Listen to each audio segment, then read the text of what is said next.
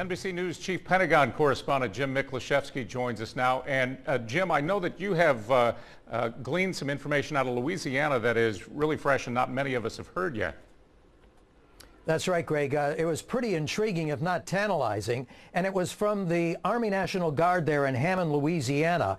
They provided the helicopters and the two Army flight crews that flew both of those helicopters in what was supposed to be this military exercise. However, according to the spokesman there this afternoon, one of the helicopters, after it took off, decided that the weather was too inclement, apparently, turned back and landed safely back at the airfield. Now, why the second helicopter would have proceeded and then what happened to that helicopter is still a mystery at this point.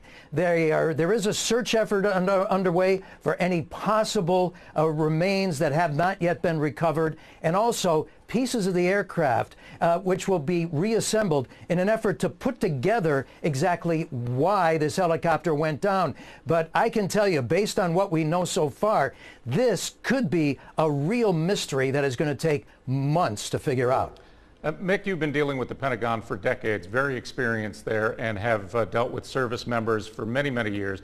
It is a very dangerous game. Even the training exercises, they're dealing with helicopters and jets and munitions. It's a very dangerous occupation, isn't it?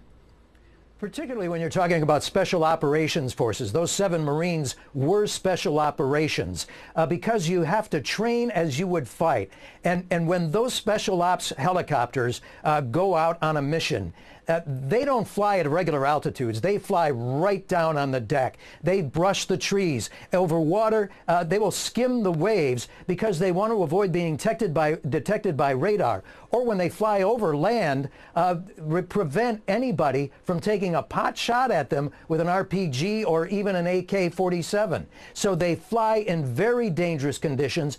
Add to that the thick fog and low ceiling that hung over the waters there just off the Florida Panhandle coast last night, and you've got a very slim margin for error. NBC News Chief Pentagon correspondent Jim Miklaszewski, thanks for your insight, Mick.